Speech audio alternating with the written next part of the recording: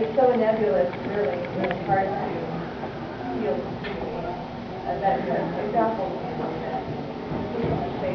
How do you know that he's with you when you're building a relationship? How have you experienced it?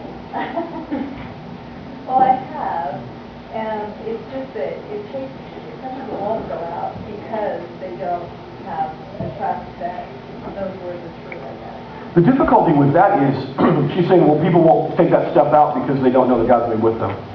And the difficulty with that, honestly, is faith is the evidence of things unseen. And you're not going to see it all. And God has moved long enough in your life, far enough in your life, that you have the evidence, and yet we cling to disbelief, doubt, the first part of this. And at a certain point, we have to be willing to jump off the edge and trust that God's going to catch us.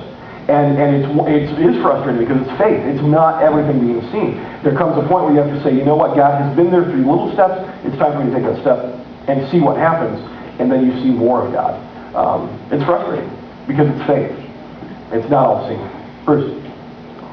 This part about going, for me, is impacting my plans, my agenda. You know, I feel like God called me to be at a certain job. God called me to be in school at this point in my life. I've got, my life operates by, okay, I've got this to do, that to do, this to do, that to do. And it's time. So, knowing how to be flexible when somebody comes into my life, and this happens all the time, whether it's a neighbor or a fellow classmate or somebody I just met. Or a whole brood of children. Or a whole brood of children. Yeah, how to be flexible with my time. And I feel God keeps calling me. It's easy for me to give money. It's easier for me to give an effort here and there, but God's calling me to go all the time, to be ready to talk to somebody, to interact, to build relationships with somebody, somewhere, somehow. It may not be a lifetime thing, but how do you balance what God calls you to in a bigger sense, what God calls you to in the immediate, temporary sense? You know what I'm getting at? Does anybody else relate? Can I get a witness? Yeah. I feel your pain. Donnie. I think part of the key is recognizing that both pieces of that fall under the discipleship, under making disciples. What God is calling you to, perhaps long term, is all, in your career, your job, your schooling, your what have you, is under that umbrella of making disciples. And so you structure your life in that direction and are always flexible when God does bring those relationships in to be able to kind of change course. But the key that I often find for myself at least is I lose sight of the call to discipleship by the immediate crisis that's right in front of me. And it takes me getting in that emotional disconnect and dissonance to take a step back and go, okay, God, what's going on?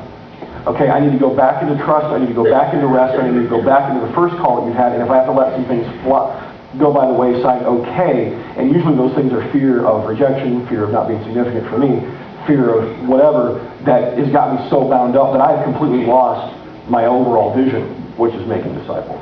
And as I reorient that, it gives me the foundation to find peace and to find some balance between the two. It's a constant wrestle because all those other voices get really loud sometimes. Donnie, we're going to wrap up. Given that he says he after he said all, he says to stay awake in Genesis and Holy Spirit. Isn't that significant? That's a partial answer, and we'll probably tackle that in a coming week. But I'll do a little spoiler. There are times that we do need to wait to prepare ourselves for God, but the Holy Spirit has fallen. The Holy Spirit the gift has been given since Pentecost, and we need to stop waiting for it and realize it's here and move on. We need to take it and go instead of keep waiting, hoping that we hype ourselves up enough and the Holy Spirit comes. The call is there and the Spirit has been given. Sometimes we may need individually to have a little bit of time to go back and have, as Christ did, some time alone with God up on the mountain. but the Spirit has fallen. The gift has been given, and that command was the Spirit is coming. At Pentecost it fell,